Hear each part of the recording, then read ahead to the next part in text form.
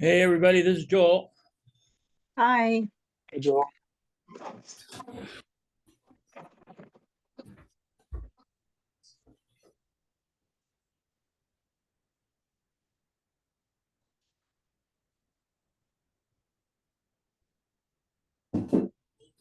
Bones expedition faced extreme heat and disease, but the men also became the richest ecosystem in the world. So at night, people lay awake and listen to the noises of the jungle. He listened to the roaring of the jaguars who woke up, the capybaras and the tapirs who kind of ran through the undergrowth and woke up the monkeys. So he saw nature in a relentless battle, as a bloody battle of survival. Decades later, Humboldt's description of nature's struggle for survival would inspire. Do we have, Desiree, let's see, we've got Savannah, Joel. Is Andrew on? Yep, I'm here. Oh, hi. Okay.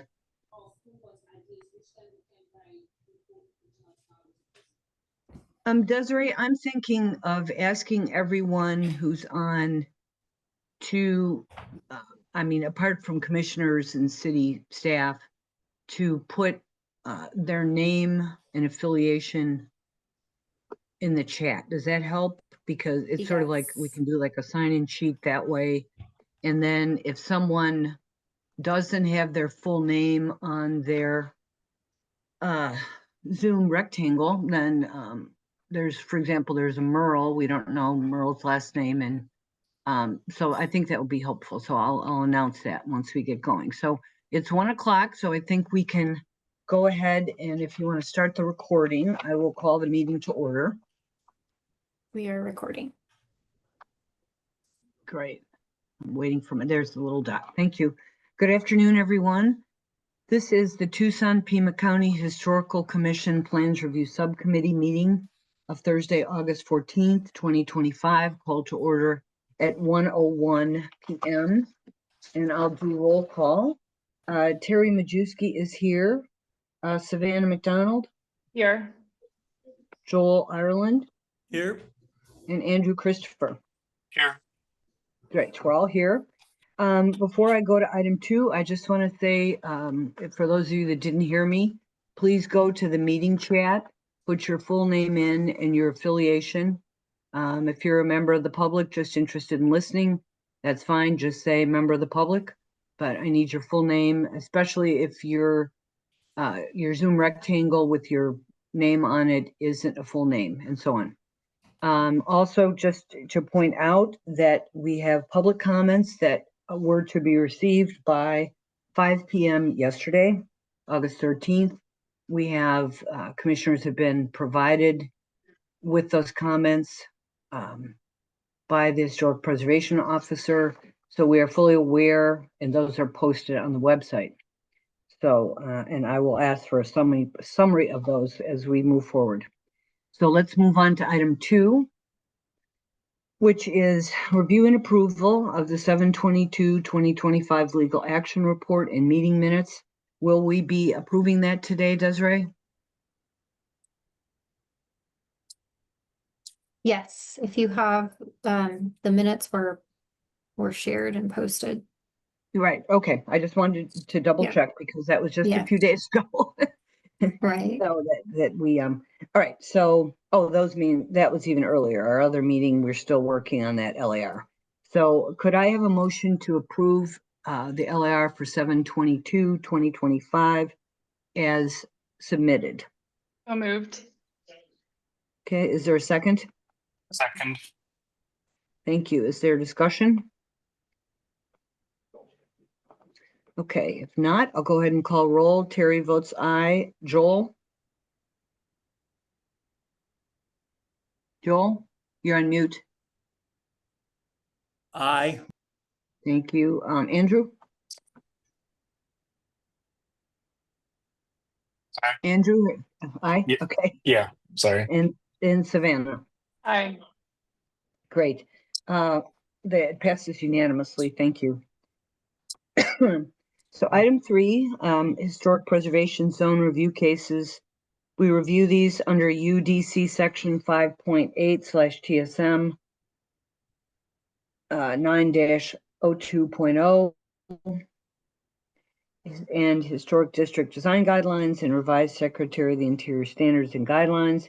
Case 3A, our only case today, is TCDMO 0525-00089, 17 North Stone, 25 North Stone, and 27 North Stone Avenue. This is parcel 117-12-033A. And Desiree and staff, would you give us some background, please? Yes, thank you, Chair Majewski. So this item was continued from your June 26th meeting. It is an application for the full demolition of an existing commercial building with the address of 17 North Stone, 25 North Stone, and 27 North Stone. A bit of background, the building is a contributing resource to the downtown Tucson Historic District, which is a National Register district, and is located within the Rio Nuevo area. The proposed demolition is part of a larger envisioned project to expand the historic Fox Theater, which is located adjacent to the subject property.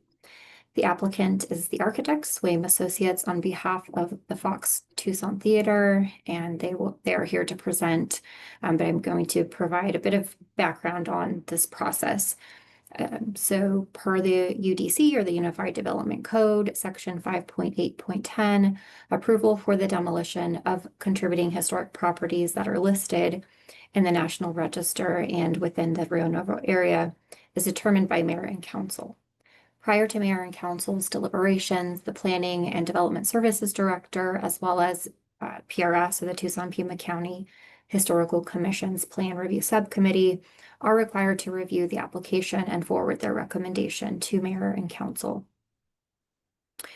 Per the UDC, mayor and council will make their decision about the demolition based on the following criteria: that the owner will not have a reasonable economic use of the property if demolition is denied.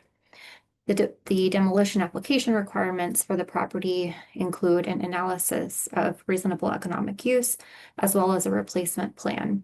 Both items were included in the packet provided during the initial meeting, and there was additional follow-up information requested, and that will be presented to you today. At the June 26th meeting, commissioners, you requested a couple of pieces of additional information. First, that the applicant prepare an economic analysis focused on the proposed use as a pre-function space with retention or preservation of the facade. And the applicant will present on that. You all also requested that our office discuss with the State Historic Preservation Office the potential for the subject building to maintain its contributing status if only the facade were to be retained. So I did reach out to SHPO, and Mr. William Collins cited their integrity policy on alterations to contributing properties. And the policy states that a building must retain at least 75% of all exterior walls and a majority of features on the primary facade. So under those standards, keeping only the front facade would likely result in the property becoming a non-contributor. A public comment was received for this item.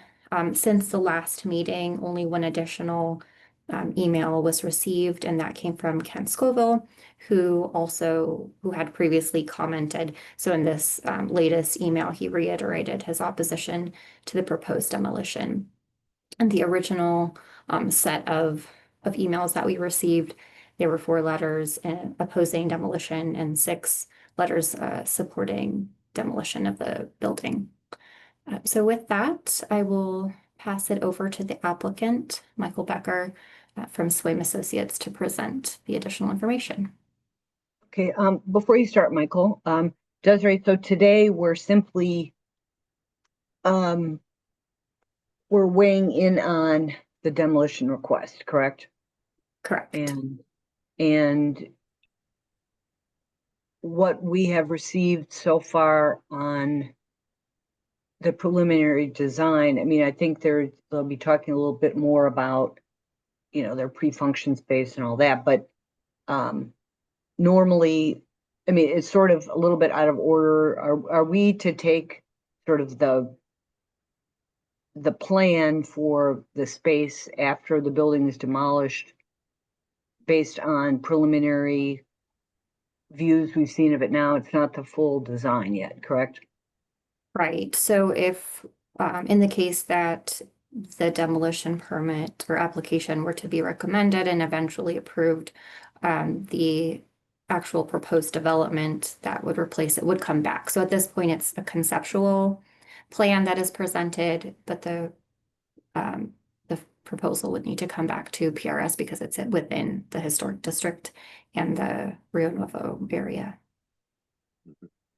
To add to And- that, sorry, to add to Go that, ahead. we will not be issued the demolition permit until the replacement plan is approved. That's per the UDC. So we have to come back to you to get the replacement plan approved before they'll issue us the demolition permit.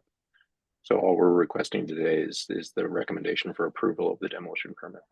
And could you speak, Michael, to why you are not doing it as part of presenting your full design?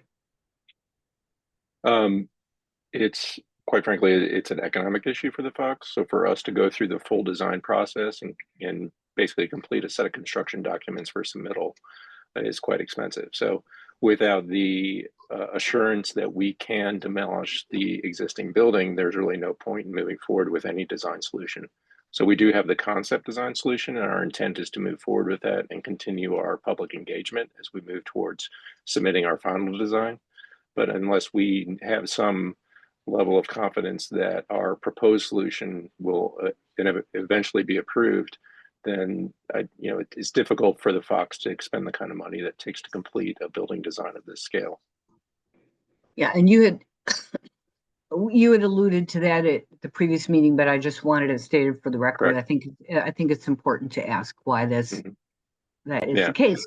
So, okay. The important thing in that is that even if you approve the demolition, we can't demolish the building until you approve the replacement design. So, it's while it feels like we're putting the cart before the horse, it really won't work out that way because we can't actually act on the demolition until you've already seen and approved the replacement. Well, we don't actually approve it. We recommend approval. Yeah. Sorry. Yeah. It's okay. All right, go ahead and then tell us a little bit how you're going to structure your presentation today. Is it the economic analysis or the additional things? Yeah, that we have a brief a brief PowerPoint. We are going to directly address only what was requested because we feel like we covered everything fairly extensively in the first meeting. So we will directly address this question about the economic use. So let me share my screen, and actually Bonnie's going to get us started. Great, thank you very much. Yep. There you go. Okay. Hi, everybody. Good afternoon. Thanks, Terry, and members of the commission. I'm Bonnie Schock, Executive Director of the Fox Tucson Theater, and I want to thank you very much for having us back today to discuss this proposed expansion of the Fox Tucson. So when we last spoke with you in mid-June, we did share an extraordinary amount of information, I realize, and you then asked us to drill down further on the economic analysis, specifically as it relates to the Fox's proposed use for this space. So we appreciate that opportunity. Next slide, Michael. So as we previously discussed, the ultimate purpose for an expansion of the historic Fox honors the past by boldly preparing for the future.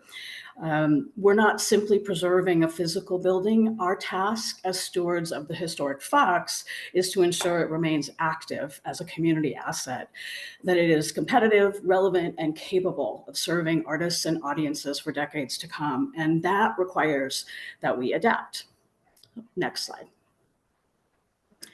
So the conditions of the arts and entertainment market nationally and right here in Tucson are rapidly changing.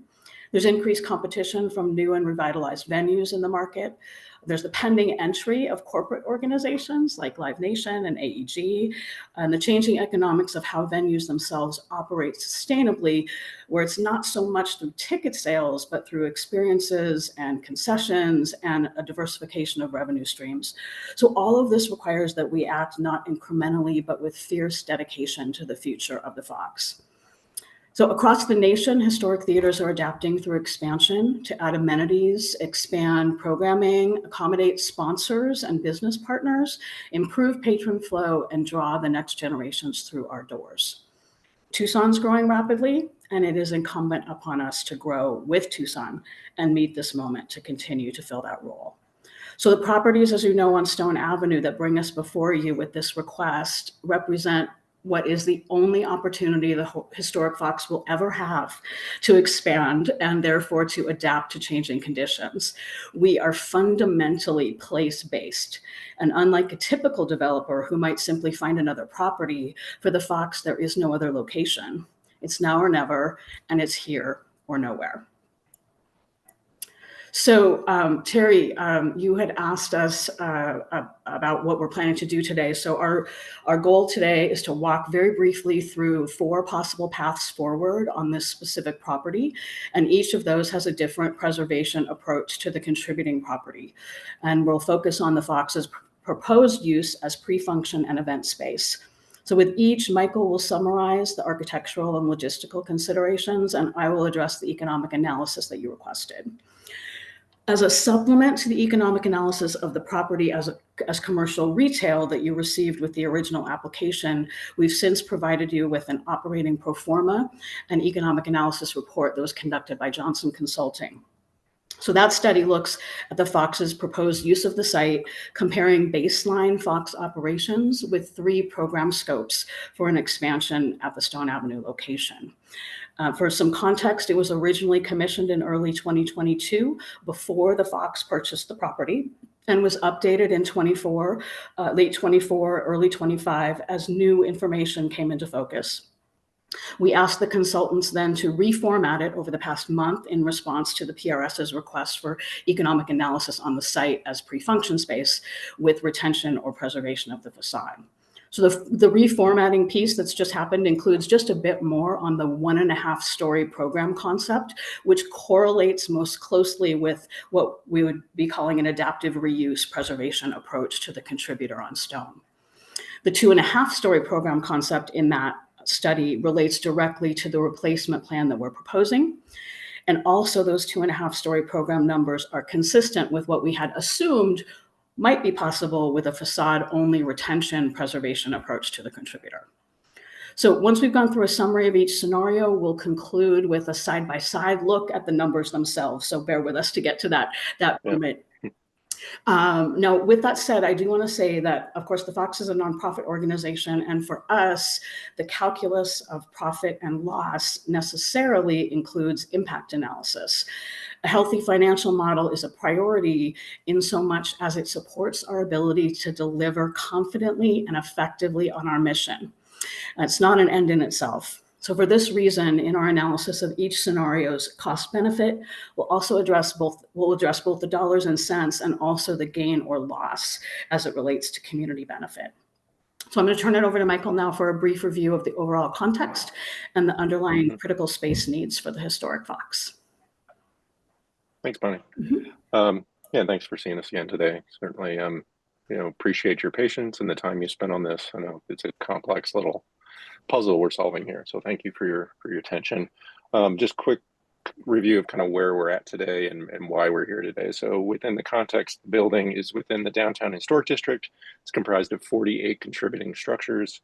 We're also within the Rio Nuevo overlay zone, which while it requires preservation of contributing structures, it does allow us to request demolition through this process. So I've always read that in the code as meaning that within certain projects that have cultural significance or community significance, it really is a mayor and council decision that it may be appropriate to sacrifice a contributing structure in order to benefit another community asset. And so that's been our approach as we've considered this demolition.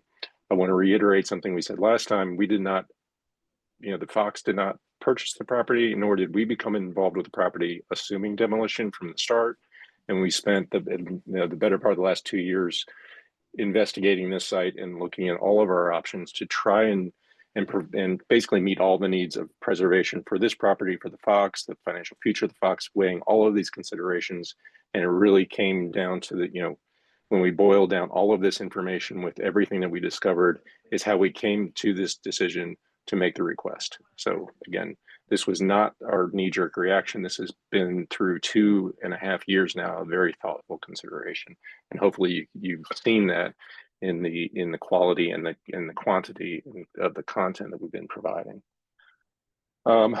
Couple true statements, because I know there's been a lot of things said in the community about what we're doing and what it's going to do and how it's going to affect different parts of the project. Two things that are true and are verified are that the work that we're proposing in terms of the replacement plan and the demolition will not have a negative impact on the Fox Theater itself and will not cause the Fox Theater to lose or compromise its individual listing. That is a fact. The other fact is that this building that we're considering demolishing is a single contributor to the downtown historic district. While it will have a negative impact on that district, it will not cause the district to lose its integrity or to lose its status or its standing in the National Register. So again, we understand that there is an impact, but it will not compromise the downtown historic district's current register status. So I want to talk briefly about the program again, so you understand why we need the space we need. I covered this last time, so I'm not going to spend a ton of time on this, but I did refine the graphics a little bit, so hopefully it's a little clearer. What we're looking at is, the basically design standards for modern performing arts space, and what the recommended standard is 8 to 10 square feet of pre-function space for a theater per seat. So, and that pre-function space includes restrooms, ticketing, lobbies, bar, all of those things that the patrons experience as they come to and at intermission, basically everything that the patrons interact with at the theater outside of the actual theater space itself. So within that context, the Historic Fox has about 1,164 seats. And the standard indicates based on that we need somewhere between 9,000 and 11,000 square feet of pre-function space. The Historic Fox currently has about 7,800 square feet of pre-function space when you look at all 3 floors, because there's the second floor, the main lobby, and the basement. Of that, only the first floor is accessible. So we only have 3,400 square feet of accessible pre-function space in the current Fox Theater. So the deficit is based on just straight square footage. Our deficit is 1,500 to 3,800 square feet. If you consider that pre-function space should be accessible, our deficit is closer to 6,000 to 8,000 square feet. A calculation that I did that I didn't list on this chart is if I look at just the first floor seating, which is 800 seats, then that comes to about 3,000 square feet of deficit in the pre-function space. We really need more like 6,400 square feet on the first floor. So this diagram is showing the existing structure. This yellow square is basically the amount of area that's needed just to meet the current deficit in pre-function space only for the first floor. So you can start to understand the scale of the problem that we're struggling with here, and why this property is really the only place that we can actually provide this space. So we take this to the actual replacement plan and what we need to do to financially support the Fox and to really add to the community asset and having a performing arts center at the Fox site. We're looking at adding a 300-seat performance venue to the second floor. So then our anticipation is that, and part of the financial performance, is that those 2 performance spaces could be used simultaneously. So we need to provide pre-function space for the total seating capacity of the new venue, which comes to something like 11,700 square feet to 14,600 square feet of pre-function space that we need to accommodate the historic theater and the additional performance space that we're planning for the second floor.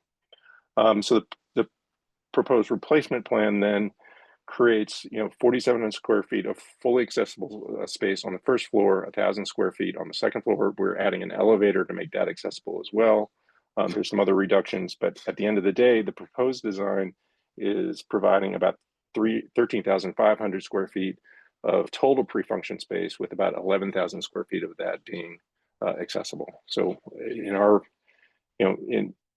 in our conversation and how we've come to this conclusion, this feels like the appropriate response to properly support the Fox Theater and to provide a space that really, contemporary arts venue patrons are looking for. And to Bonnie's point, if we don't provide this sort of adequate space, somebody else will. And that's our biggest concern is what that might mean for the future. So I added the second square here, which shows that additional space that's needed for the second floor performance venue. So, and this is really just to illustrate that we're not going overboard with this. We are meeting basically the minimum of contemporary standards for pre-function space for performing arts venue.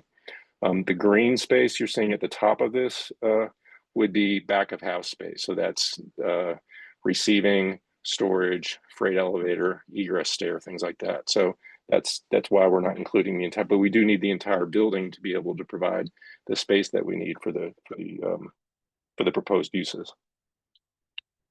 So now we're going to go through the four options that we have been looking at and we were sort of asked to look at. The first is facade retention. And I think, as Desiree already mentioned, based on the SHPO standards, a facade retention only solution does not meet anyone's goals. So it will not maintain the contributing status. It will not do what the Fox needs it to do from the perspective of accessibility, universal accessibility, the space requirements that we need. And it also adds a little over $1 million in cost just to preserve that facade. I do want to talk about some of the challenges with that just briefly. I know we covered this in depth last time. I think it's worth, for those that didn't see the last presentation, just to catch some of the highlights of some of the issues that we have with the existing building.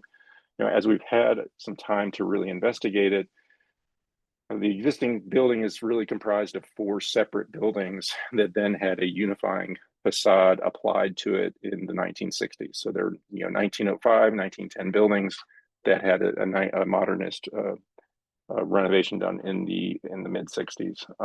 It is currently, the structure is still the 1905 building, so it is a brick load-bearing, non-reinforced structure with stone and rubble foundations. There are partial basements under some of the buildings. The foundations are also unreinforced.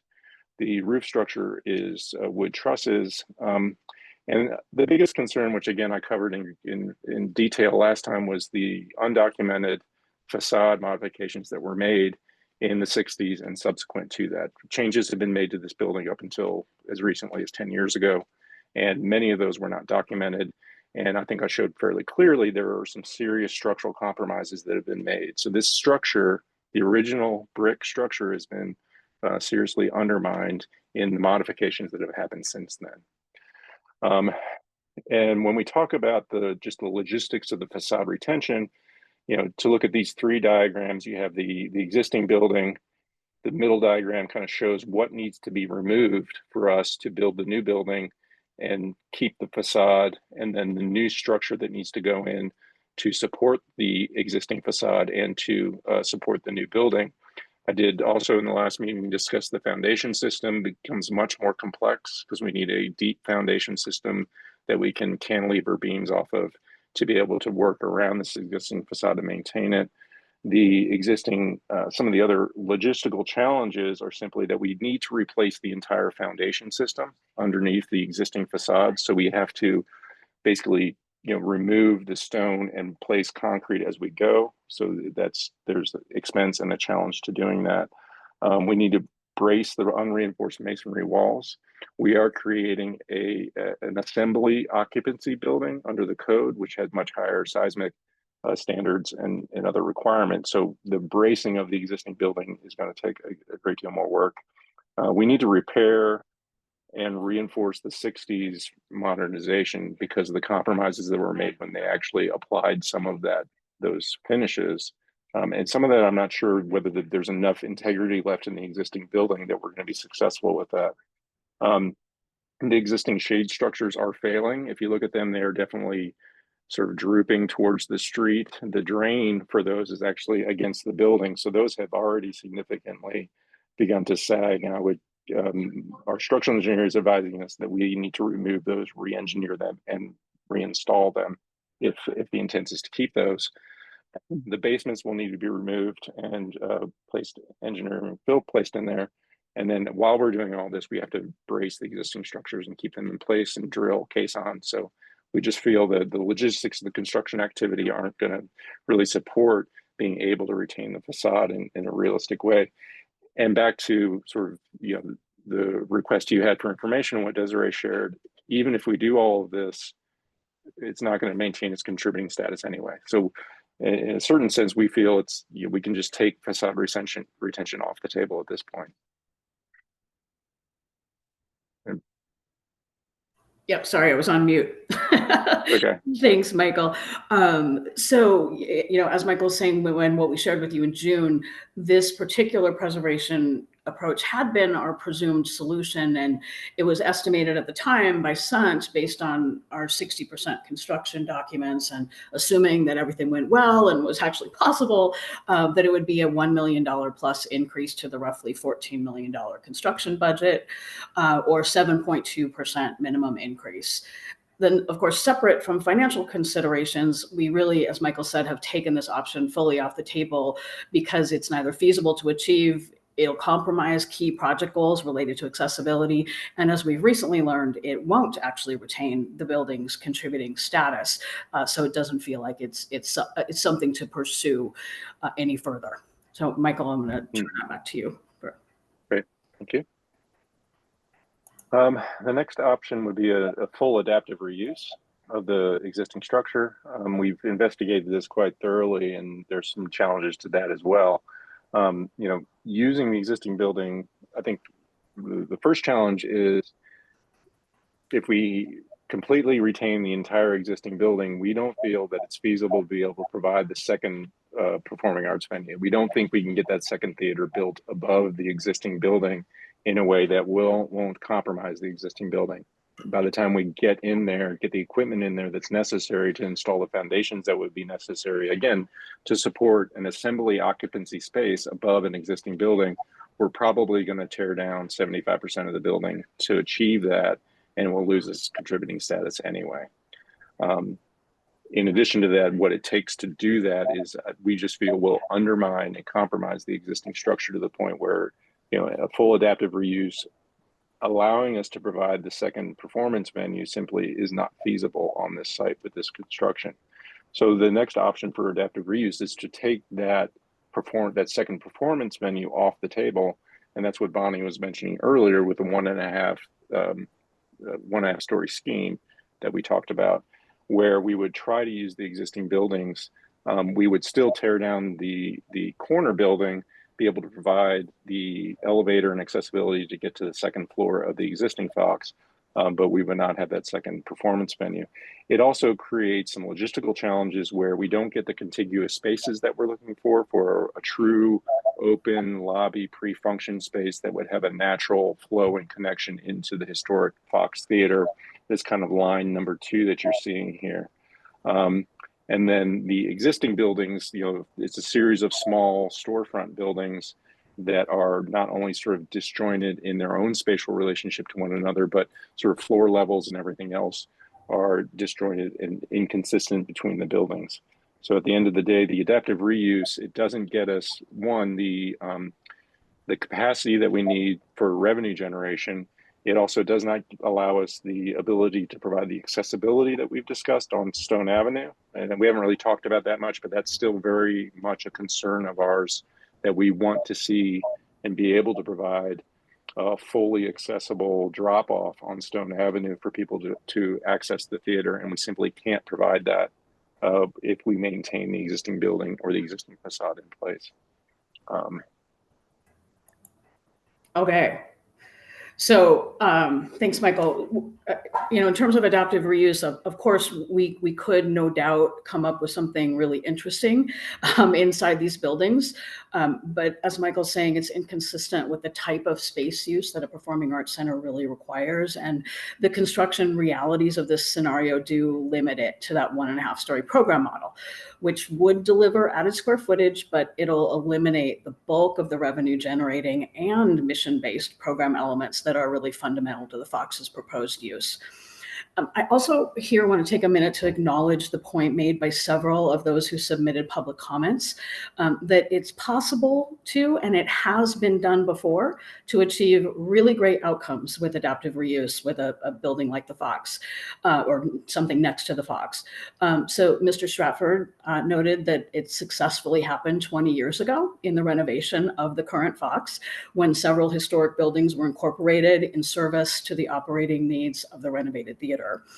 But these were different circumstances, including an already shared facade with the historic theater to the west on Congress, which made way for accessible restrooms and a new ticket booth on the first floor, and then also restrooms on the second floor, and then an entirely separate building to the rear for office space. So it's absolutely true. Many times adaptive reuse does work. It does not feel like that will be the case in this particular circumstance and this particular site. So Michael, we'll go on to the next one. Sure. So, the third option is just status quo. Just keep the building as it is, and sort of find a new use, an alternate use for it, or its continued historic use. The obvious challenges for that for the Fox are, the mission of the Fox is not to be a commercial retail landlord. So there is no interest on the Fox from the Fox to maintain this as a commercial real estate property. I would also say, based on the previous financial analysis that we gave you, that even under, particularly in the downtown retail conditions right now, this is really challenging for anyone to do. This building is in a condition that needs a significant amount of work to bring it up to the standards that would be required for that current tenants are looking for in the downtown environment. So it's difficult to, I think, make the case that maintaining this building and renting it again is going to be viable as well. I will remind everyone that when the Fox bought the building, Brugger's had already left, and Ray's Market was offered a lease extension from the Fox, and they declined. They chose to leave for a lot of reasons. So this building, was becoming vacant when the Fox purchased it, and would likely continue to be vacant moving into the future. So, seeing that the Fox is not going to, lease commercial property, then their next option would be to sell the property. I think for downtown, that would be an unfortunate development, because then the Fox, sort of forfeits its opportunity for any expansion. As Bonnie already mentioned, this is the only place for the Fox to expand in any meaningful way, to add programming and add sort of useful space to the building itself. I think it does risk long-term commercial vacancy. I think if you look at what's happening downtown, there is still a lot of vacant property. This is not, this property itself is not on sort of one of the main thoroughfares of either Congress or Broadway. So I think its viability moving forward is in question as well. And certainly, the Fox selling the property to someone else does not sort of guarantee preservation or revitalization. And it could be that someone else who would purchase this property may come to the same conclusion and be coming to you in the future as well. So, this is not, obviously, doing nothing is not our preferred option, but we wanted to at least put it on the table that this is probably what it means if we can't move forward with this project in a meaningful way. Okay, so to summarize that, from this economic perspective, our current operating model is razor thin, which we'll show in the baseline numbers shortly. Expert experience and nationwide industry trends do demonstrate that without reinvestment in the Fox as an asset, it will face gradual decline as an anchor arts institution in Tucson. So others will build what the Fox lacks, and audiences and artists will go where they are able to get a better experience. So for me, that's really an unacceptable outcome from both a purely preservation and a broader cultural perspective. It's important also to note on the economic side of this that through June of this year, the Fox has expended just under $4 million in cash outlay on this project, plus approximately $1 million as balance remaining on the finance portion of the property purchase, for a total investment of just shy of $5 million. And on the community impact side of the balance sheet, none of the projected outcomes for growth of Fox programs will be possible if the site is sold to another owner. Oh, Michael. Mhm. So then the last option that we'll discuss today is the proposed replacement plan. And again, I'm not going to go into detail about this. As we discussed earlier, we did review the replacement plan. It's not changed. I think this really is our intent moving forward, what we showed last time and what you're seeing on the screen now. And as I made very clear, we can't tear down these buildings. Even if you recommend approval, even if mayor and council gives us permission, we still cannot tear these buildings down until you have seen and approved our replacement plan. So your approval today does not guarantee, does not give us sort of carte blanche freedom to do whatever we want on that site. We are still beholden to you to present and come to a consensus on what the replacement should be. We also intend to continue our community conversations and community engagement as we develop this. So this is not, we have been very engaged with the community. We have been taking a lot of community input. And I think based on the last presentation, hopefully you can see that we've been very responsive to that. But I also think we're being very realistic in what the Fox can and can't do, which is why we're back here today. So we do believe that the proposed solution does offer the Fox the most in terms of its long-term financial stability. It meets the goals of the Fox in terms of it being able to provide the universal accessibility that really is lacking today, along with providing that second performance venue that will be a cultural asset. That second venue and the scale of that, just so you understand what that really means, that's the stage that local artists can have access to. Most local artists can't seat 1,200 people, but they can get 300 people. So this second venue is really, in addition to being a revenue source for the Fox, it also becomes a community asset to highlight and showcase community talent in a venue that is the appropriate size for them within this fantastic historic complex. And so at the end of the day, our team really does feel that while we are asking to demolish a contributing structure, that sacrifice is worth it to provide the community benefit and the community asset that we're talking about in terms of the ultimate expansion and future security of the Fox Theater itself.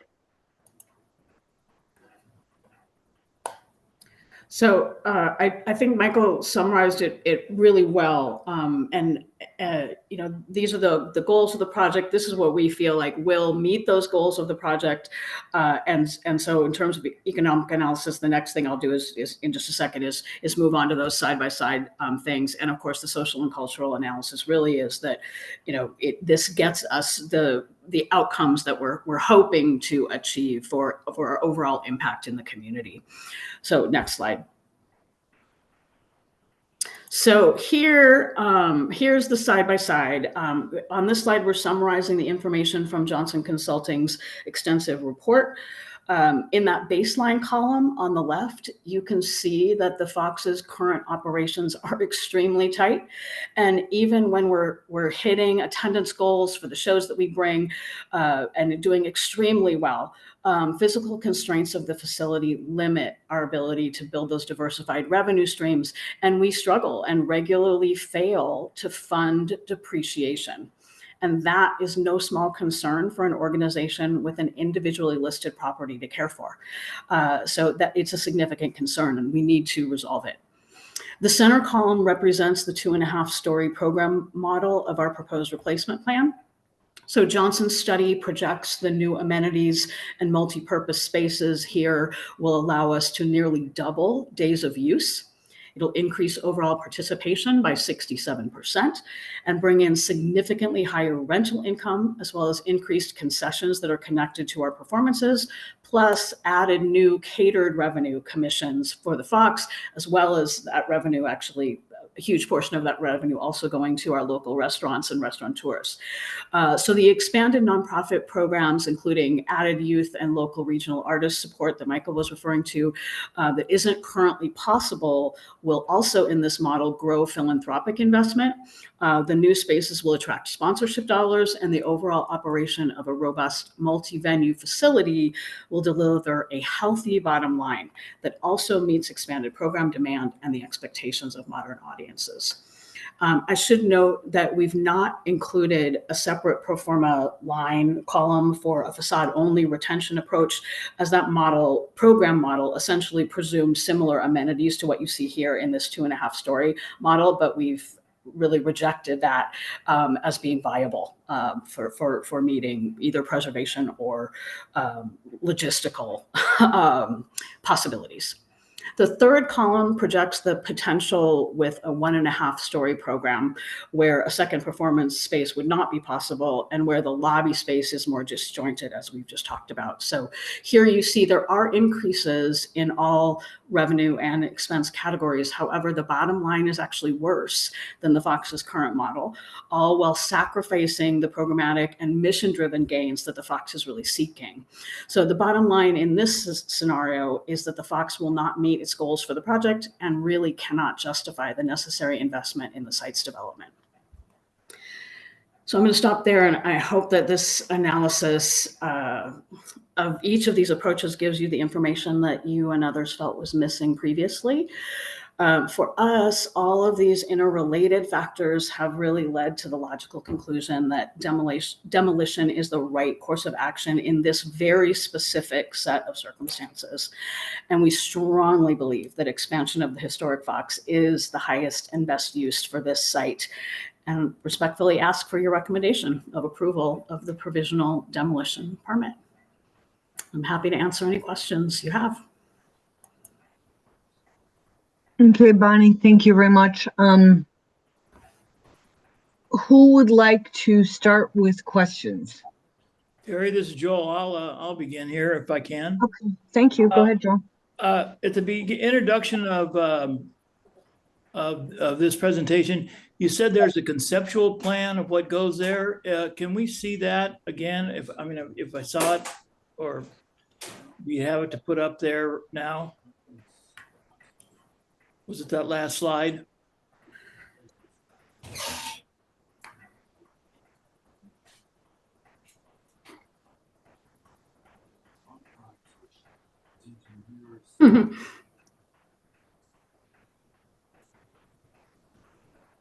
You'll also find more of it, Joel, in the recorded presentation from the June 26th. But Okay. Michael's bringing that up here as well. But Yeah, so sorry, I was muted there, Joel. So as you can see, this is the previous presentation, and you can see how much information you missed last time. But it is, what we're proposing is a corner entry that would be on a diagonal, which is historically is appropriate for the downtown. Commercial buildings typically had a diagonal entry, and it's a second entry. We're still maintaining the existing historic box entry that's always been the primary on the table.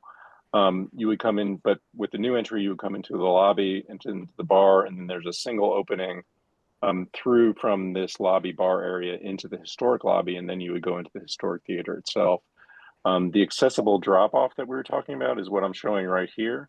Mm-hmm. So that is really providing enough space for a car to pull out of traffic and for someone to exit the vehicle and get into a wheelchair or a walker or some sort of device, and then be able to get up onto the sidewalk. To provide that under the standards that are required for safety of the patrons requires us to really push the sidewalk under the building and push the facade of the building back, which is why we say to meet our accessibility goals, which is really to allow people to get onto the site, not only in the building, but actually onto the site itself. Saving those facades really create an issue where we can't provide this level of accessibility. Gotcha. I just so we don't. If I go across the street on Stone, what am I going to see? This is what you'll see. Okay. Yeah. So, and you can see there's the corner entry, the blade behind, and then this volume is that second floor Performing Arts Center. If we look on Congress, this is what you see. So there's the historic Fox, the existing Fox to the west. To the east, we were going to mirror that as a modernist interpretation of that rhythm and that pattern. And then at the corner, it would recess a bit, change color and material, so that really we're reframing the Fox, the historic Fox, and really making sure that that is the most prominent thing on Congress. That's the biggest goal right now for how we're fashioning this replacement plan. Gotcha.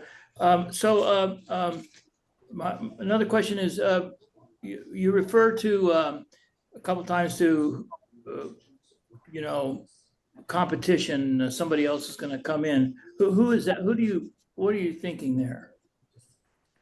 Well, I think there's a number of things. First of all, there are additional venues that are coming online in Tucson now, things like La Rosa. There are plans developing in Oro Valley for a performing arts center.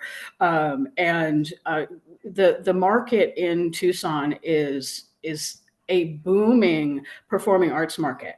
And the interest that exists for organizations like Live Nation, who also, by the way, are proposing an initial venue in Tucson and have been working with developers and some controversial requests to Rio Nuevo that were recently to bring a small club into Tucson. And organizations like Live Nation's model are they establish a hold in a market and they build additional venues that move up the scale of capacity. So this is a pretty typical scenario in a growing performing arts market. People build performing arts centers out in suburbs where there's, expansive space for all kinds of things. And what that then does is it provides a level of that we can't compete with if we don't have the ability to add amenities that people need. Well, I have to say that seems like a no-brainer. I like option 4. I think I love the Fox. I go there all the time. I just saw Gillian Welch and her husband there, and great. So thank you for the presentation. Thanks, Joe. Savannah or Andrew? Sure, I'll go next. Okay. Yeah, I mean, I appreciate you guys specifically addressing the primary, the big things that I had kind of got caught up on last time about the facade. It's especially important for us to understand that, you went through the effort of trying, of exploring it, analyzing it, getting SHPOs, reading, everything like that. So I appreciate the diligence, right, that you guys went through for these options. I think it signifies you understand how important these conversations are, as we only have so many contributing buildings to this district, so we need to be super careful in consideration of each case. So thank you guys, I appreciate that. And all the questions I had, you really answered with your presentation. The only one remaining was in terms of the economic analysis report. There was, and I'm not sure in the slides you presented, you really went over it, but there's like what do they call it? There's the 1.5 story, the 2.5 story, and then the full scope. I was trying to figure what's the difference between the 2.5, because I think the 2.5 is really what you're envisioning or proposing, but I wanted to understand the full scope one too. In that report, which was initially prepared prior to us purchasing the buildings, part of the program scope hope was a full 3rd floor. Where it would be the second floor performance space, and then on the top level there actually was the proposition of potentially of a kitchen space on the top floor and a much larger patio open area on the rooftop, which was sort of a 3 full the three-story model. Our board moved away from that in conversations, both because of, financial viability of the cost, Okay. but also because of height considerations and a number of other things connected to this being next to the historic Fox. And so that went away, but you still see it, of course, in the report, because when they originally built the report, that was one of the options we were comparing. Okay. Yeah, that's all coming back to me now. I think we did Yeah. maybe see at least a massing of that at some point that Michael did, shared. yeah. So, okay. Thank you. Yep. Thanks, man. Is that your, do you have anything else, Savannah? No. Okay, Andrew? Yeah. Yeah, I'll echo the other commissioners and thank you guys for this really thorough investigation. And I think you have, left no leaf unturned. The one thing I do want to just bring some clarity on, just for my own understanding, was that interpretation from SHPO on facade retention and what percentage of the exterior walls would be required to remain to keep the contributing status. I know we would have to keep the facade, and then what was the ratio? 70% of all exterior walls. Is that right, Michael? 75%. 75%. So in the case of a building like this where the corner is non-contributing, if someone, say hypothetical project, if someone tore that corner down and left the rest of that as is, that corner demolition wouldn't count towards like a reduction in exterior walls. Is that right? I'm just not sure how the math works on like a multi-part building like this. The corner isn't a contributor. He Right, just said, I think I know what you're asking. Hang on a Okay. second. Right. So the way I'm interpreting this, this is our site, so that the corner is not the contributor. So to Right. me, even though this wall is concealed, it's still the exterior wall of our building. So I assume that this wall, even though it's not visible, is still part of that 75% calculation. So I begin to trace the outside of the existing building, and I consider that 100%. So we would Okay. need, and that to me that logically makes sense, because the intent is that you're maintaining the overall integrity of the building as an object, not just one sort of feature of the building. So Okay. Yeah, that's how I interpret it too. So Okay. Yeah. I think you've made the case economically for the best path forward here. So I don't really have any other questions other than that. So thank you. Thank you, Andrew. Terry, can I ask one more? sure, go ahead. Can you, just so I can understand a little better, can you tell me what, we got 4 letters against this and 6 supporting it from the public? And can you just summarize real quickly what essentially the opponents are saying? Do you, are you asking? No, What's their- I think it needs to come from Desiree. Yeah. Yeah, I'm either asking you, Terry, or Desiree. What are the? Desiree, are you prepared to go ahead and do that? Yes, commissioners. So the public comments were placed online. So they are available if you would like to take a look at them, but I can briefly go through them. So I'll confess, I didn't find them before the meeting, so I'm just trying to okay. make sure. Yeah. Sure. So there are, a number, and some are, a few pages. They range from like a paragraph to a few pages, but the Tucson Historic Preservation Foundation did write to oppose the demolition application, listing a few, recommend denial of the demolition permit. They also brought up the adjacent corner building to determine if any historic fabric could be revealed and preserved there. They requested an independent review of the economic use analysis by a qualified preservation professionals with no affiliation to the applicant. Let's see. So other people that responded in opposition, Fonda Inslee. She was a volunteer on the restoration project of the Fox for several years. Herb Stratford, who was a former, a founding member of the group that restored the Fox and is also against the demolition. What does Herb say? So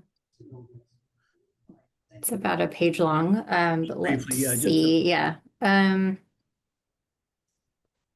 So a key component of the Fox's restoration was the need to incorporate existing historic and adjacent spaces to meet the needs of a modern performance venue.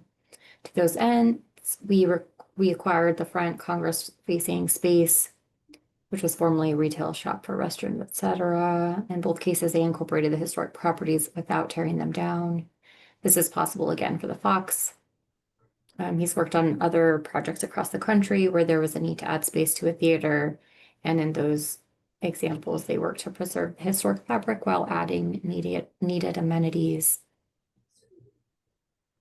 So essentially urging the preservation of that building. I got you. Okay. All right. I think I get the gist. Okay. I still think that Yeah. it's an excellent use, so. Yeah, Desiree, I think that Mr. Scoville's comment, I looked for it online, but you had also emailed us, so that's just a short paragraph.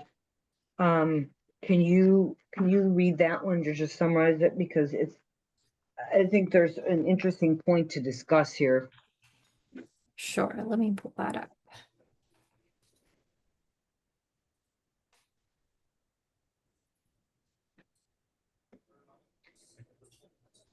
Way too many papers here. Yes, as he said that he wanted to reinforce his concerns again, the contributing buildings on stone should not be demolished, and an endowment for the Fox makes better sense to financially support the Fox as needed. The proposed project has some valid features for better access for people with limited mobility, but overall much of this seems an effort to expand the physical plant for future career opportunities in larger markets. The Tucson Museum of Arts is a prime example of past directors expanding the physical plant with negative impacts to the historic resources and limited value to the museum, then using this expansion as a feature of their work to seek new employment opportunities in larger markets. Oh, wow. Okay, thank you.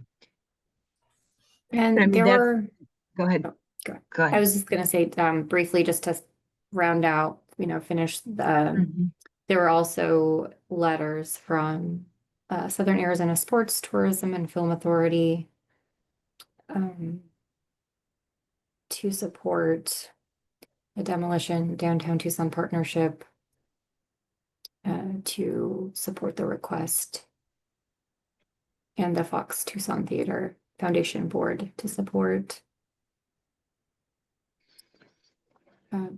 Tucson Meet Yourself also submitted a letter of support. Let's see. Well, Jennifer. I agree with some of the opponents' positions here, but at some point, and this is a classical case, it just makes more sense given the changing time, size of Tucson, and the fact that the facade was really ripped out in 1960. I mean, there's nothing left of the, I guess 60. I guess that's over 50 years, but I still think, on whole, I support proposition or option 4. So, thank you. Can I raise one more question or just Yes, please discussion do. point? Go ahead, Andrew. So I think we're in agreement that, the loss of these contributors won't, cause the loss of status for the district as a whole. But I would like to have a better understanding of where the district stands in terms of the original number of contributing structures that were in it and where we are currently at, and if there is a SHPO standard threshold of loss of contributors that puts that status into jeopardy. Is that like a 70% loss or something like that? Because I know this project itself may not cause that, but if we're getting really close in a broader scheme, I think that would be an important thing to understand. That is a great question. I don't think there have been any other demolitions approved. So this may be the first that I'm Okay. aware of. And do you Because know how many contributors total are in the district? there's 48. 48. Okay. Yes. And this would count as a A loss single, of just a single. Yes. Okay. Yes, Okay. it's one contributor. Yeah. This Okay. was listed. Yeah, it's on one inventory form. It's considered one structure as far as the listing goes. Okay. All right. Michael, you mean just those addresses that were provided, the ones that start with the corner that go, the other direction away from the Fox main entrance? I'm sorry, say that again. So, they consider the one structure to be everything from that corner to the end of the building under discussion. So basically, So this building in the historic district nomination, this entire property that we're proposing to demolish, ignoring the corner because it's not considered a contributor. right. This So property had its own inventory form as a single contributor. so that would be 17, 25, and 27. That's all. Yes. The three bunches of buildings. Yes, it's considered one structure. Okay. Right. Thank you. Desiree, do you know if there's a standard threshold that SHPO uses to determine loss of status for a district? It's under 50%, isn't it? I mean, if you go below 50%, 51% or something like that. I mean, Okay. we've been losing in some of our historic districts, there are losses, but there's sometimes hundreds of properties in them. So yeah, I mean, but Okay. Desiree mentioned at the beginning that this would not it wouldn't impact the nomination as a whole. Is that correct, Desiree? Correct. So it would not, the loss of one contributor, this is a fairly new district as well. So the loss of one contributor would not, threaten the integrity of the entire district. But to your point, Commissioner Christopher, it's a very good point to bring up, and kind of thinking about precedent and thinking about future requests as well, keeping tabs on the district overall and the number of contributors and future requests that might come forward.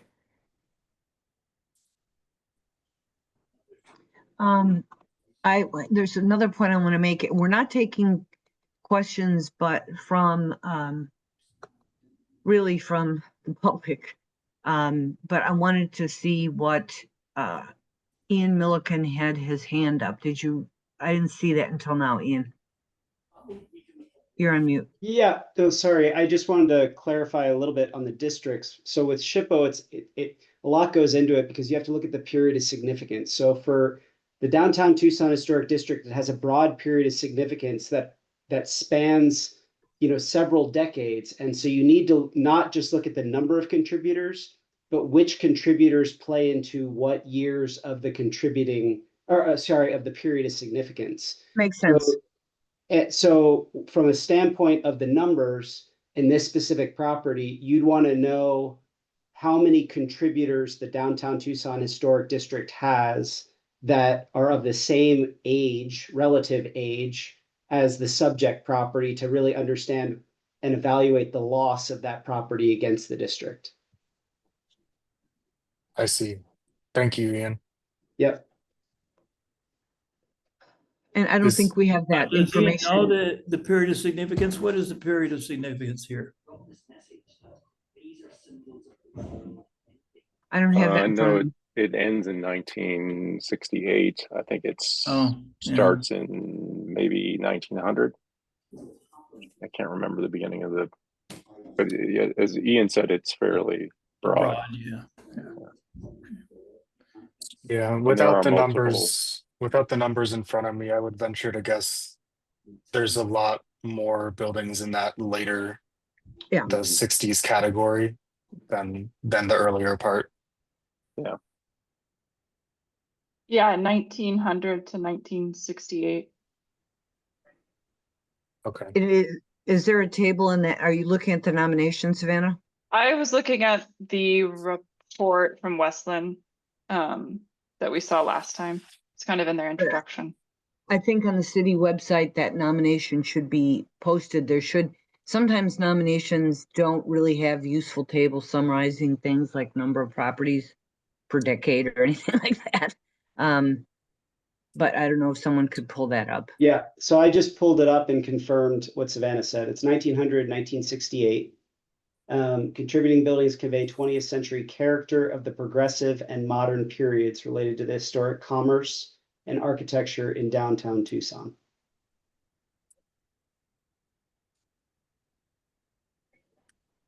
Okay, thank you. Madam Chair, But there's nothing in there. Go ahead. I have a question for Michael Becker.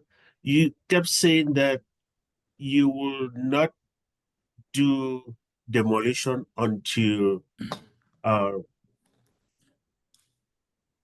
the revised plans or the new construction plans are approved.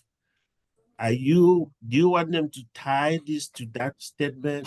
What if somebody else comes in and you have a demolition approval or the mayor and council approves it for demolition and you don't continue with your replacement plan and another person comes in and pick up this and say, oh, this was already approved for demolition. And So goes ahead to demolish without that. It's actually clear in the UDC. I did not realize this till I reread the section. I don't have the section number on the top of my head, but it is quite clear in the UDC that the demolition request is only, the demolition permit is only issued once the replacement plan is approved. And then to your point, I would also say that this demolition request is tied to this activity number. So if our activity number dies, this demolition request dies with it, and a new applicant would then have to restart the process. Thank you. That's a good point.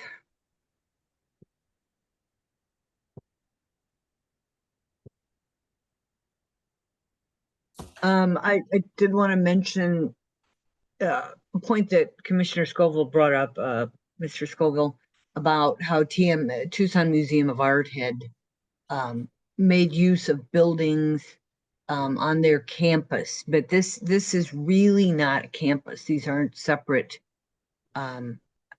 With sort of the tightly packed nature of things, I was trying to think about that. Is there any way that they could do it that would really have other adjacencies or walking across a quieter street to get to a function like happens at TMA? So I just thought that was a good point, but I don't think it really relates to this. Do you guys? No, I think this is such a unique project, and the stars and planets really did align.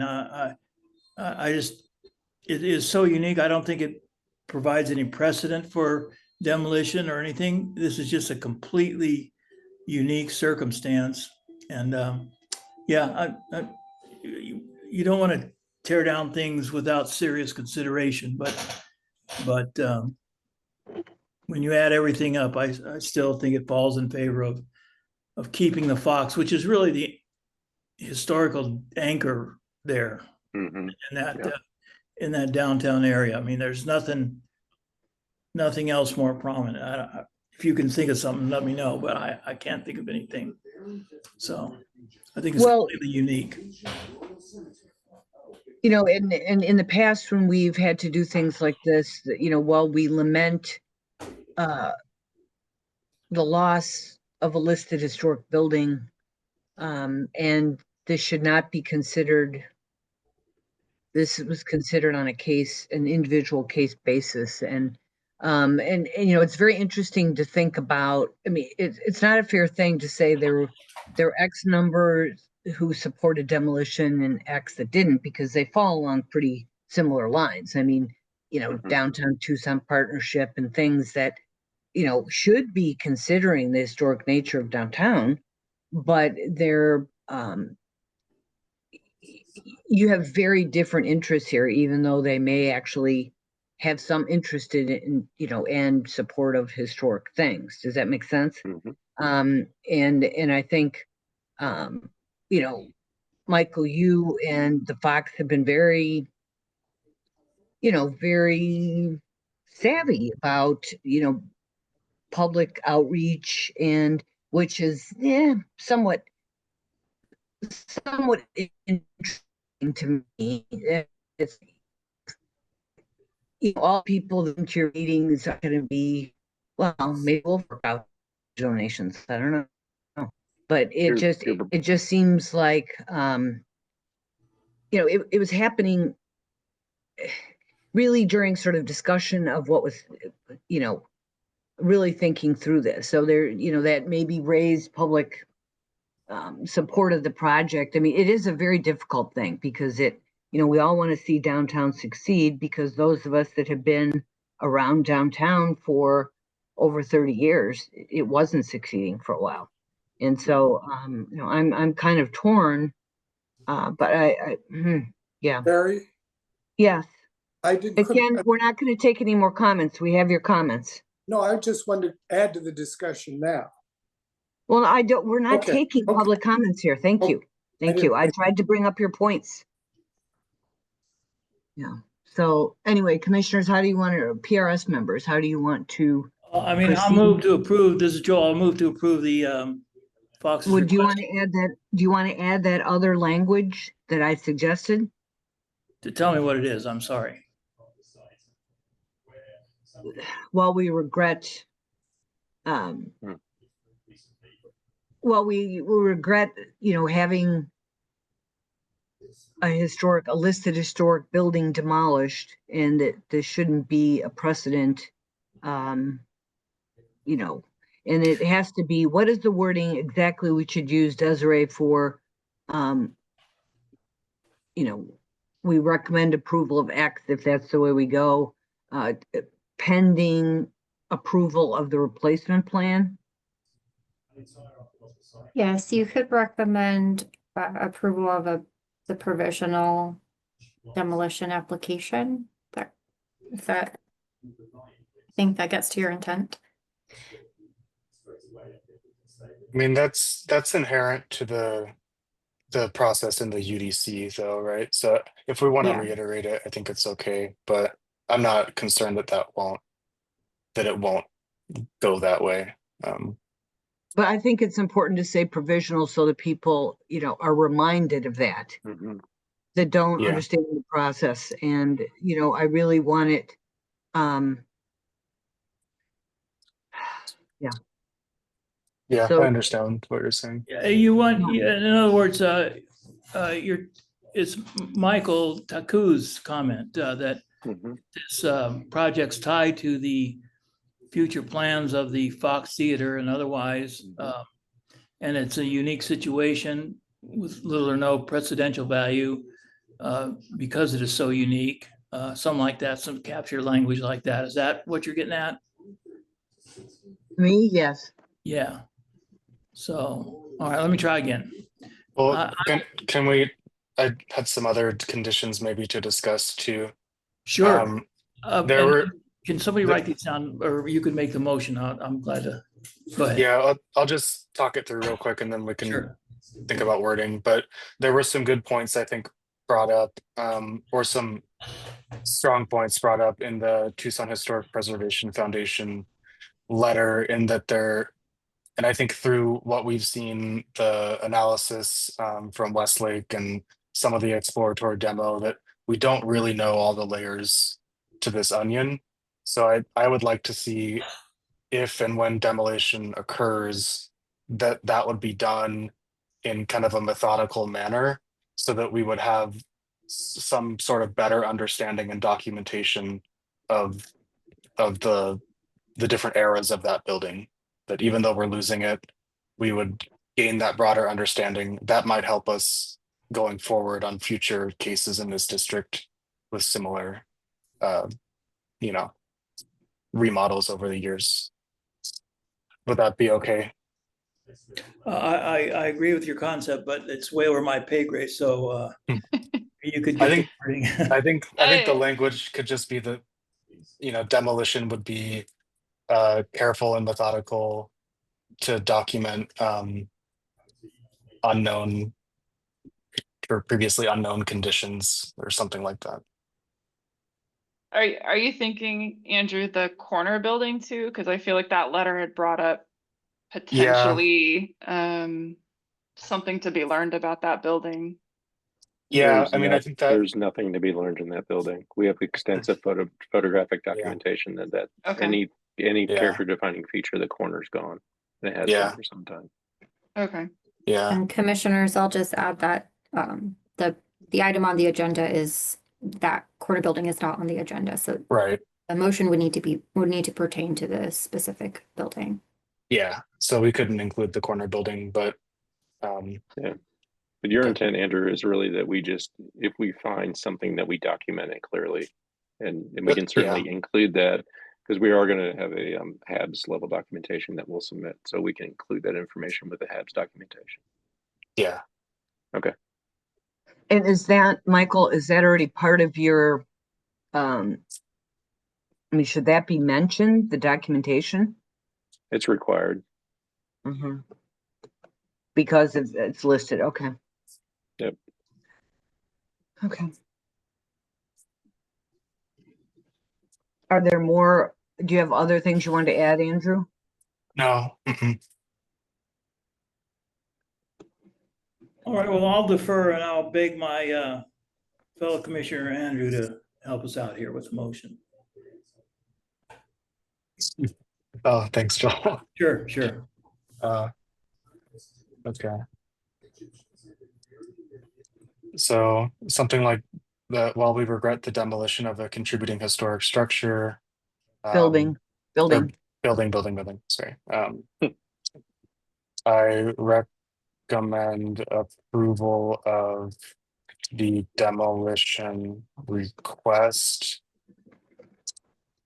pending an approved replacement plan. Oh, you need to say the provisional demolition application, and you also didn't mention about the precedent.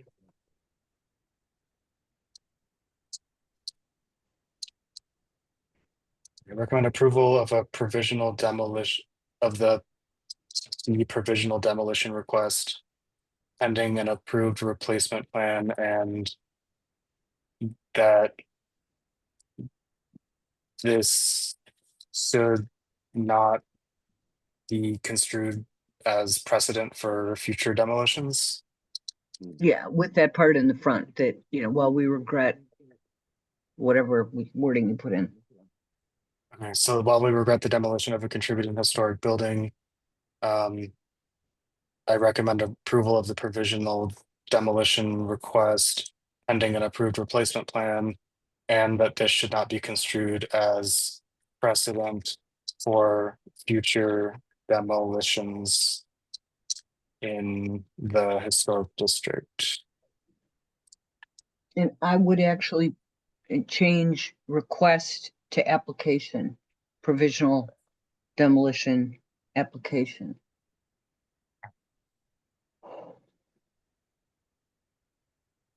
Okay, so all right, since I'm going to add that other condition, let me work with the wording here too.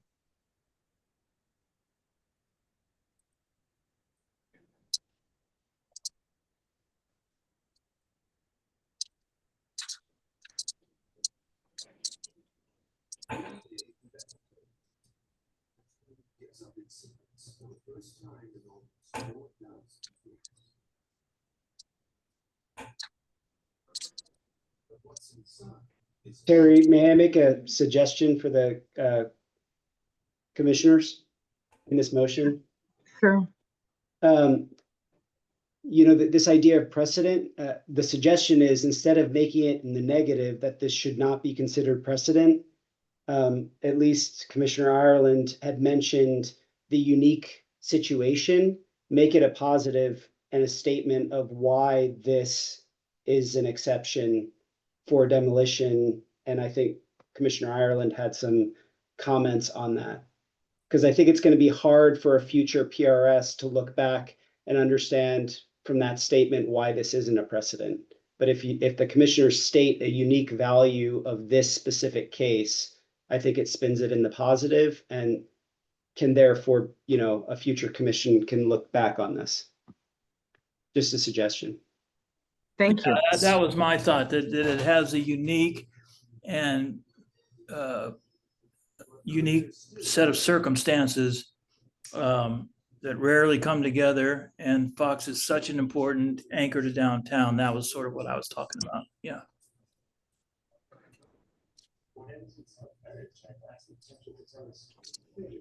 Okay, so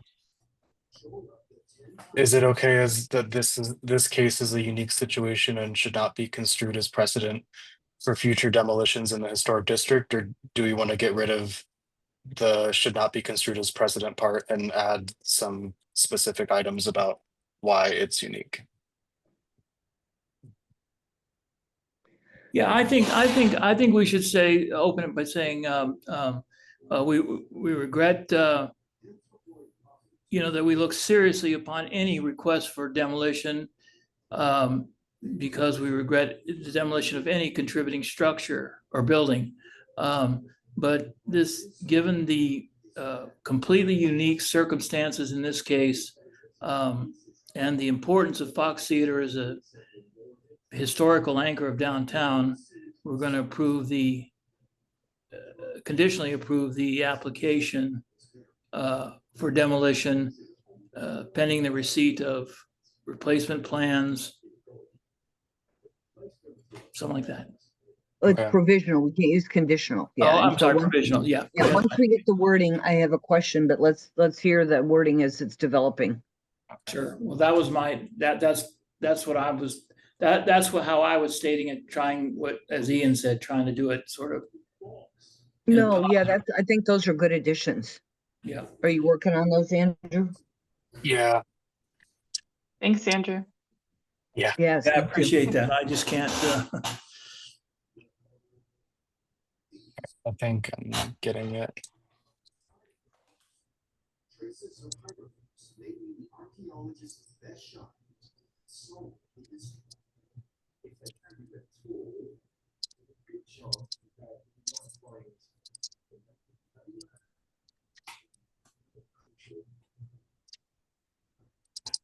potentially this is the key to understanding things very well.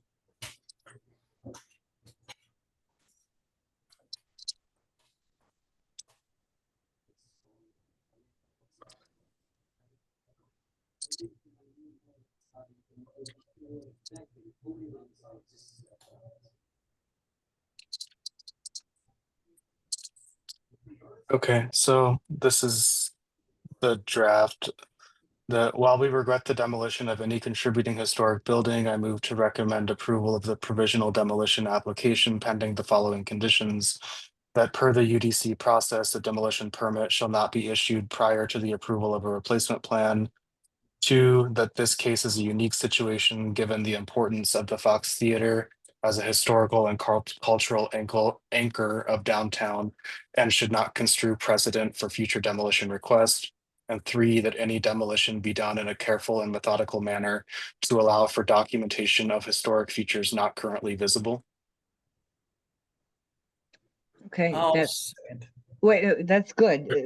Are you gonna, was that an official or was that the draft? No, that's just the draft. So Okay, let me just ask you a question before you do the real thing. Okay. Someone asked, well, and Michael Becker, you could say this, does that motion, it's very clear about the UDC process, right? That it would be the provisional approval of the application is really dependent on that replacement plan being approved, correct? Yes. Okay, Yes. so nothing in that wording gives you heartburn? No. Okay, all right. So anyone else, commissioners, you have comments, or can Andrew make the motion? It can be seconded. We can have final discussion on it then. Harry, should it be to recommend provisional approval of the demolition application or to recommend approval of the provisional demolition application? I think it's the latter. Okay, so how we have it. Mhm. Okay. Mhm. Okay. Sounds good to me. Yeah, it sounds great. Yeah. Yeah, and I Okay. want to thank everyone that has commented carefully and also the responses. I mean, this, this was a discussion, really. This was, going through a lot of different steps. So, okay, go ahead and make the motion, please. Okay, let me just get my case number in here and Got it. we'll go ahead. And you'll send this to me and Desiree? Yeah, I'm gonna make sure it has all the info we need. And then...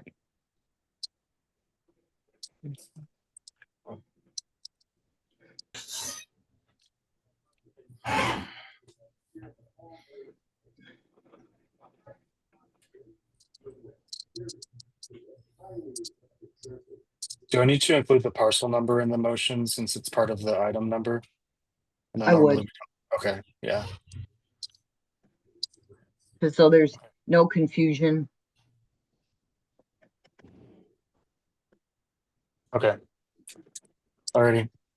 On the matter of TCDMO 0525-00089 at 17 Northstone, 25 Northstone, and 27 Northstone Avenue, parcel number 177-12033A, that while we regret the demolition of any contributing historic building, I move to recommend approval of the provisional demolition application pending the following conditions.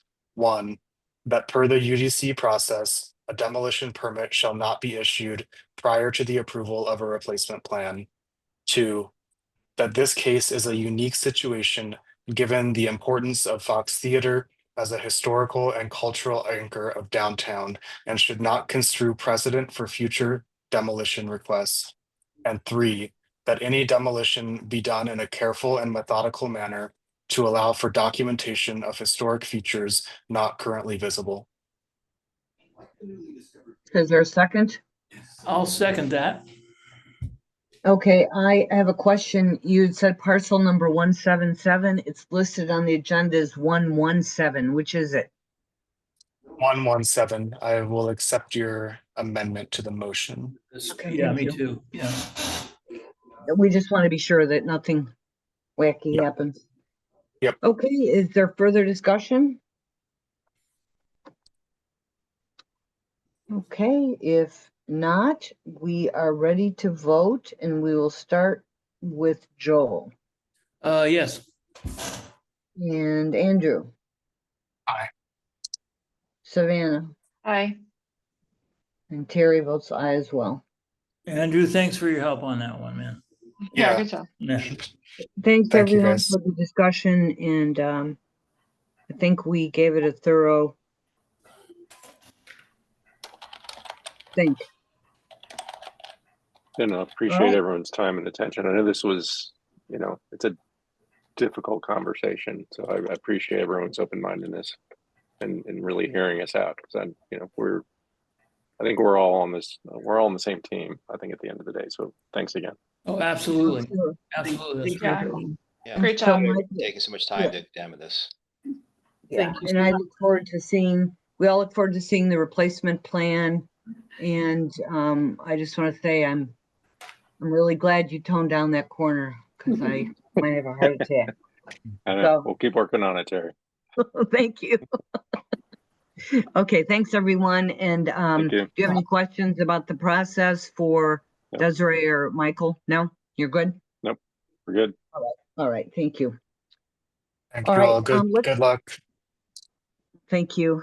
Thanks for all the people on there too. So anyway, item 4 is summary of public comments. We already dealt with these, and Desiree is going to, Ms. Schock asked if they could have Ken's comment, and I asked Desiree in the chat if she could post it so it's all together on the website.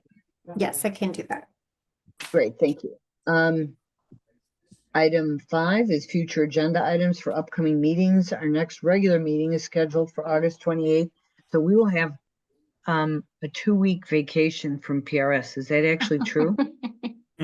Yes, a well-deserved vacation. Let's meet on the Um, 28th. Yeah, August 28th. Get that on your calendar, everyone. Works for me. Okay, and what do you have in line for us?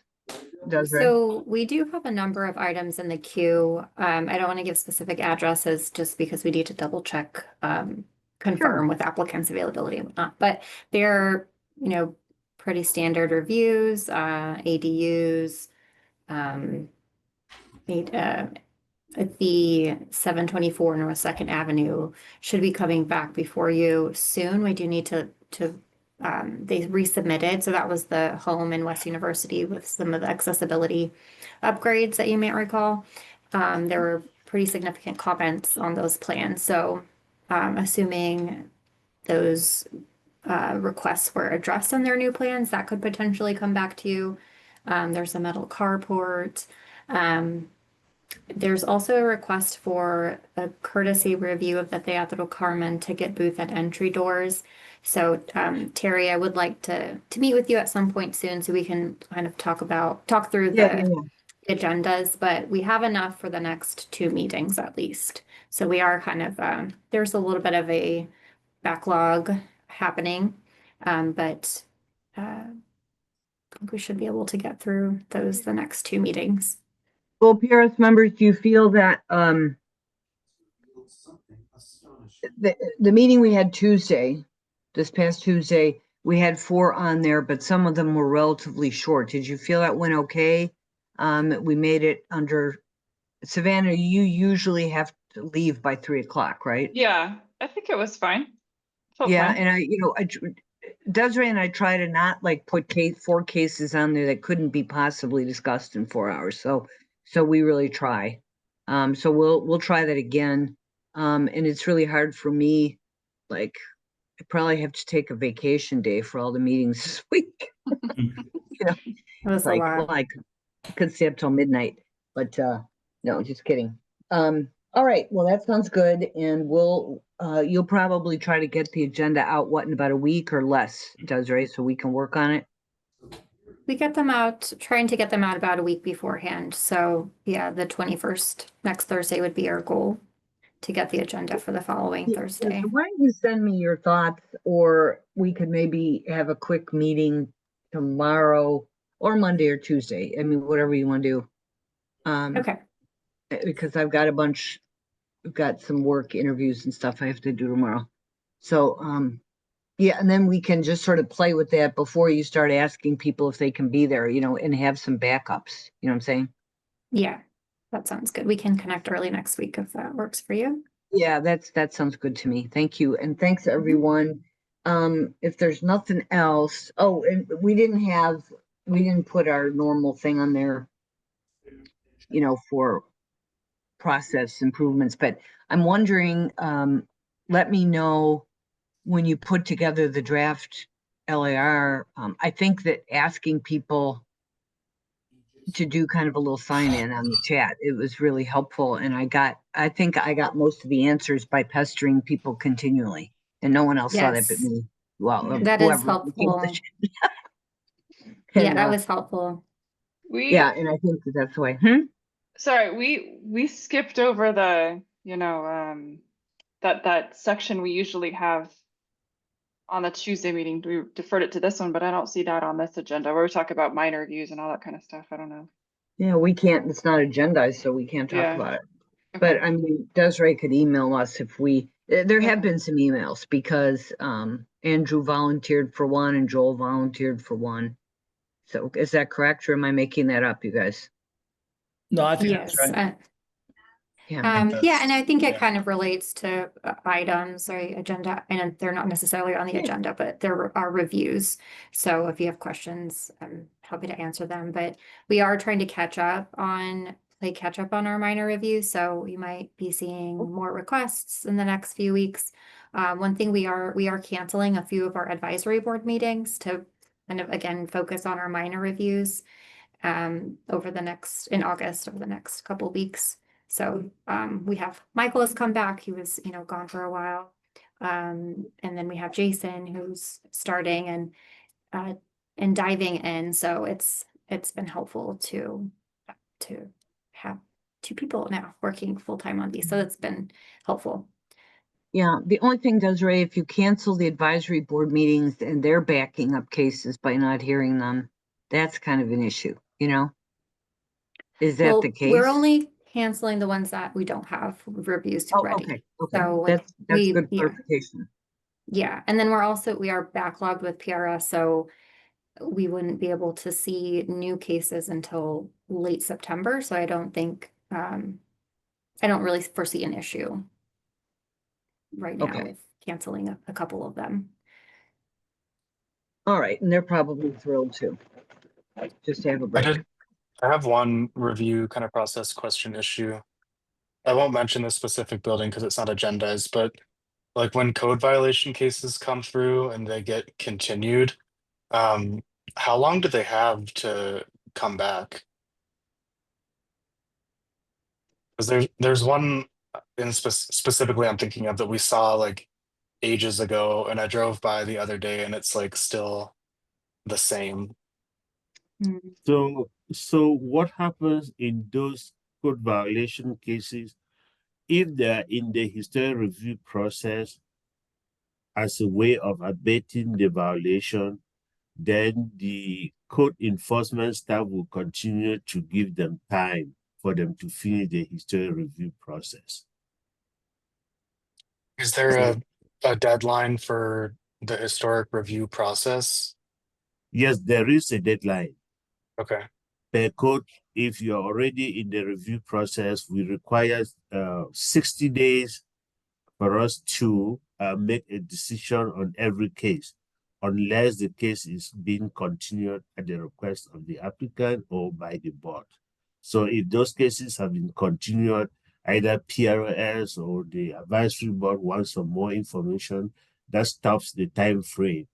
But so long as they are not continued, there's a time frame for us to make a decision on it. And then if they're continued, do they have to come back within a certain time?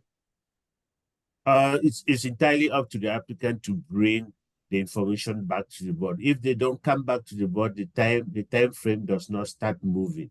It moves when they come and resubmit. Staff can always remind them and ask them to come back with the information, or code enforcement will ask the staff, okay, we have this case pending. What are they doing? Are they coming back to you? Once we wait for a long time and we don't get anything from them, we'll contact code enforcement and say, okay, this person started this process to abate this. We are asking for them to come back with information. They're not coming. And then code enforcement will then go after them. As soon as code enforcement goes after them, that usually trigger them off to come back to the review process. Okay, cool. Thank you, Michael. You're welcome. Are we good? Mm-hmm. Okay, thanks everyone for your time. This was a hard one, but I really do think we had a very good discussion. So, And then you can always just contact us, and then maybe we can talk off the meeting and we'll see how we can get that back in order. Okay. Cool. Excellent. Thank you, Terry. all right, thanks everyone. We're adjourned at 2:41 p.m. Thanks again. We'll see you soon. Thank you. Bye-bye. Bye-bye. Bye.